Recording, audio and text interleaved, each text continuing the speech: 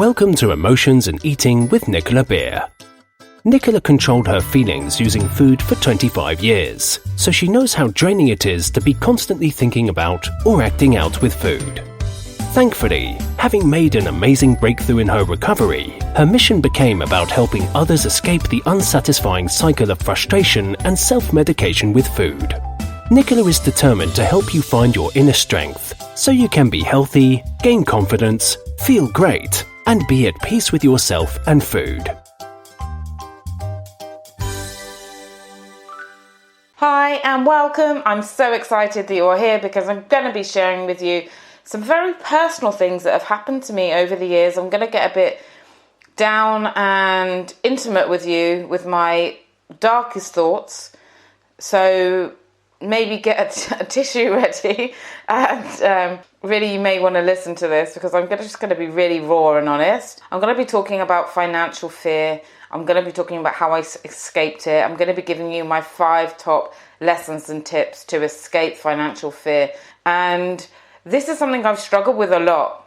It's been a dance that I've played. I believe that sometimes we get one area of our life that we are tested in by the universe again and again. And me, that is financial. Sometimes people are tested by relationships, sometimes finances, sometimes work, sometimes family. For me, it's financial fear and financial panic, financial decisions, financial beliefs. And I'm going to be sharing how to release and free yourself from financial fear, how to get into and create financial abundance. Something I'm very passionate about helping people with as part of my dance therapy, as part of the work that I do when I help couples, especially if one person is constantly in financial fear, if one person is depressed because of their financial situation. It's a horrible place to be. And so I'm hoping that this episode will help you.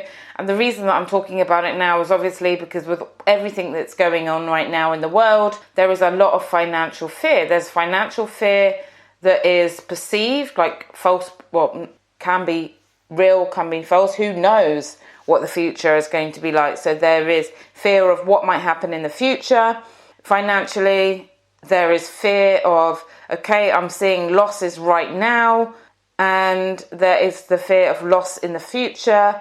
And so stress is high, anxiety is high for many, many people. And there's also a lot of uncertainty. No one knows when things are going to recover, how they're going to recover, what the future markets will look like. So because of all of this, financial fear is really heightened right now.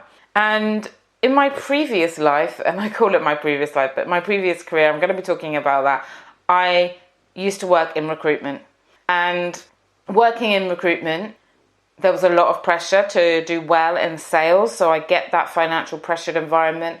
And I also spoke to people all the time that were affected by losing their job, not feeling like they're going to be able to get a job again, in fear, in hopelessness. So I really wanted to share all of my own personal experiences, the 5 lessons I've learned, in case this may help you, or you may want to share this with somebody else. I'm also going to be sharing with you at the end how you can get hold of my financial abundance meditation, because this is really good to feed your mind with positive thoughts to help you not give up, to help you stop self-attacking if that's happening to you right now.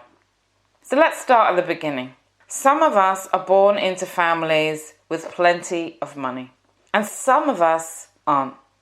And this does not matter so much as the beliefs that we adopt, because the financial beliefs that we adopt carry through from childhood to adulthood, unless we make a conscious effort to be aware of them and to change them. I grew up in a very stressed financial situation. My dad was in and out of jobs a lot, so we were on benefits, having free school dinners, and then we were off benefits because we just had no money. My mum was constantly stressed out, and she ended up working a lot. She ended up working long hours as well. And so when she did have time off, She was very difficult to live with. She was quite abusive, quite stressed, negative all the time. She was very, very tight with money, probably because we needed to be. So we weren't allowed to have the oven on. We weren't allowed to have the heating on some of the time. We had to take our bread, like our sandwiches for school, in bread bags rather than actual, other children had really nice cling film or tin foil to wrap their sandwiches in, and we had like bread bags. It was so embarrassing. We used to go to the Clark's shoe shop, have our feet measured, and then walk out because we couldn't afford the Clark's shoes. So we were just used to go there and just really learn that money is stressful, money is difficult. And then my mum had lots of breakdowns over money. Of course, I didn't understand it at the time. I didn't understand that my dad had gambled some of my mum's money. So I didn't know that that was the reason, but I know that my parents argued over money, they fought over money, and that money caused my mum to get very, very aggressive and sometimes get very depressed where she wouldn't want to get out of bed. So this led me to see money as, if you don't have it, it's absolute panic, absolute stress. You need to have money, and if you don't, it's chaos. And I had such a fear. So in a way, in some ways, you could look at it and say, well, this is good, because I had a really strong work ethic, and I still do. But the fear of not having money is something I've had to love, accept, coach myself through, and help myself to break free, because for a while, especially in my teens and early 20s, I ended up being like my mum. Like my mum would be so worried about money all the time, so tight about everything. We weren't allowed to even use, we were even told how much toilet roll we were allowed to use and things like that. So I wasn't that bad, but I had to coach myself out of it because I could get very stressed about money, get very stressed about spending money, and get very stressed when I lost money. And let's face it, we all know how horrible it is to lose money, and yet it happens. So learning how to accept that, learning to be okay with that, has really, really helped me. I cannot imagine how much difference that has made. And these 5 lessons I'm going to be giving you today that I have learned, and I hope that they help you. These are what helped me. I'm sure you've got your own lessons, and I'd love to hear them. So do feel free to comment, to join my Facebook group where we all share and support one another, where you can ask me questions. I've created this so that I can be closer and have a better connection to all of you wonderful people listening to my podcast show. I'm so grateful for you, because I wouldn't be able to do what I love if it wasn't for you listening, because I would feel like there's no point, there's no one listening. So I'm very grateful that you tune in. So this financial loss did lead to me at 14, that's the time I remember most, deciding no matter what, I have to have money. I was petrified of not having money. So when in 2007, I just moved to Dubai, I had just asked my company to move from construction recruitment, which I've done for 3 years in the UK, civil and structural engineering recruitment, to move to investment banking recruitment. And I pushed them, and they were like, no, Nicola. I was like, you're a construction recruiter. And I said, yeah, I am. And I have been, but I want a new challenge. I'm intelligent. I will learn the industry. Trust me, I said to them, I will be good at this. I will make sure I'm good at this. And so they weren't happy, but then they were like, well, we don't want to lose you. So they allowed me to move into this area. And then the financial crisis hit. And of course, being a recruitment consultant in financial services, in private equity, investment banking, was pretty scary, considering this was the industry that was most affected and there were job losses everywhere. And there I was as a recruitment consultant finding people jobs in this area. So at first I went into crisis mode. I used to go home, pour myself a drink on the balcony, and drink the night away. I didn't drink a lot because I didn't have to drink a lot because it would just affect me a lot because I'm quite small. And I would just have a few drinks and then I would just pass out. And I was using this to escape the fear because the fear was horrible. And it worked for a while, but I would wake up in the morning and feel guilty, and the stress and the fear would still be there. Walking into the office was awful because the office had halved literally in a few weeks. We went from over 90 staff to 40 members of staff. And just seeing all the empty desks was depressing.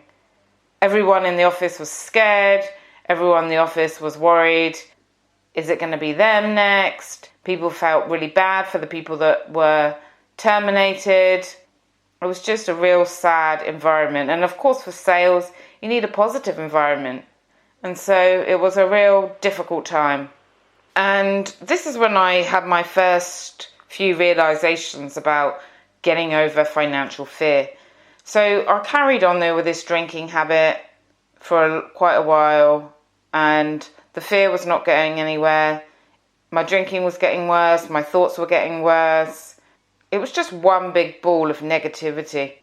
And even though I was told, we're going to keep you, Nicola, you're good at your job, don't worry, I didn't believe it. And my body was just in a panic mode. And then I got one night, sat on the balcony, I received an email, and it was from one of my dad's cousins who had just started an orphanage in India, and I'd emailed him to volunteer. And I got this email back basically saying to me that he would love me to volunteer, but unless I'm strong and I can lift bricks and help them build the orphanage, then I wouldn't be much help because the children weren't there yet. They were actually just building it. I thought, wow, I'm not actually fit. And then I thought, maybe I need to get fit actually. And then I could raise some money for them. Maybe I could help in that way. So I started Googling, and I found a walking group in Dubai that teach you how to go from walking to half a marathon, either walking or slow jogging, within a few months. I thought, that is exactly what I need. Some physical activity and a new focus. So I signed up. And it was brilliant. It was the best thing that happened to me. Running a few times a week really just allowed that stress to go. Moving my body freely. And then I started playing uplifting music, really cool house music, because I used to love dancing to house music. And I felt alive. I drank less. My stress was gone. And I felt positive. And then this was a shift for me. I felt the best I'd ever felt in ages, even before the crisis. And I decided one time when running that if there weren't enough jobs in the whole area that I covered for me to be successful, then what is the point? And so I told myself that I can do this. And I did 3 major things that made a massive difference in my life. And when I applied these 3 things, I was the highest biller in my office 3 years in a row, despite doing the most, according to the news, the most hard-hit sector, private equity and investment banking recruitment. And other consultants in the office were doing HR, they were doing legal, they were doing all these other different areas. And I was the highest. I also paid off my mortgage in the UK because of this before my 30th birthday, which to me was a major, major achievement. I paid off my student debt, and I was having great success in all areas of my life. My relationship was going well. I attracted in someone loving and kind, and we were having such a great laugh and such great times together. I felt positive energy. I was attracting new opportunities to me. I won 3 holidays in my company. Over those 3 years, every year I won a holiday, and it just was amazing. Life was amazing. And the 3 things that I applied to escape that financial panic and fear was 1, I was moving every day, doing some form of exercise, releasing that stress from my body, moving. the stuck energy, really helped me. The second thing that I did was I